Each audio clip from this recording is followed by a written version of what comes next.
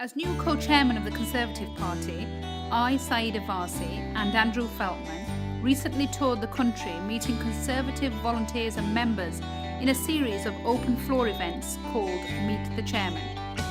We wanted to get out and thank supporters for their help in achieving this year's historic general election result, and also find out what suggestions and concerns they had on the future direction of the party. Well, the Chairman's talk for me is really exciting because it's all about Conservative party politics. It's about engaging with the Conservative family. I think the key message we're trying to deliver to the volunteers this week is that the Conservative Central Office is there to provide a service to them. We have an office of the Voluntary Party which is newly established, which is a resource available to them. We have a campaigning structure which is nearly on the same scale as it was during the general election and is there to campaign and provide support to the Voluntary Party in the field. There's so much in the media about what Conservative Party volunteers are thinking, what members are thinking. But what this week and a half will do for Andrew and I is it will give us a first-hand experience of what our members and what our volunteers are thinking. I came here this evening wanting to be assured that the party nationally was going to give full support to local election campaigns during the life of this Parliament. I think next year's local elections are going to be really important because some of the tough decisions are going to be taking bite. We're going to probably have an invigorated Labour Party under a new leader who are going to want to make their mark. The local government team is actually already looking at where we're going to be targeting, how we're going to be supporting. So what I can assure you of is very much on the radar. It is very much part of the planning.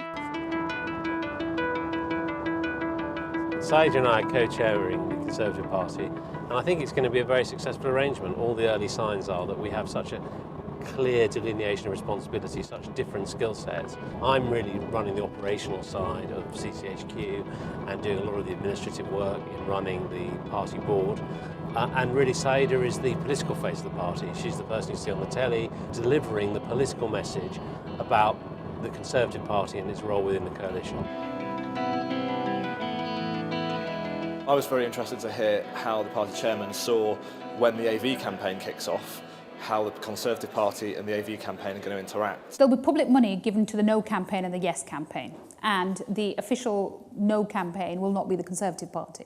So there'll be an independent No campaign, which if you want to get involved in and say, look, I want to be part of the No campaign and I want to deliver for you, I'd encourage you to do that. It's good to hear that the AV campaign, its independence is going to be respected, and as activists we're being encouraged to join the campaigns that we care about. The thing that's really struck me about the last 2 days, and there's been common to all three events, is the positive feeling there is about the coalition. People really feel that it's delivering the Conservative policies in the manifesto and that it really is working for the good of the country. I don't think there's been a single negative comment about the workings of the coalition today, and I think we can take great heart from that. We're on the road now to Coventry, where we've got our next event this afternoon. I think we're just outside Birmingham. Birmingham's going to be the place where we're going to have our conference this year, 3rd to the 6th of October. And anybody who hasn't had an opportunity to come to one of these events and meet us can come along to conference, put their questions there to me and to Andrew and to my other cabinet colleagues, or alternatively email us at chairman@conservatives.com.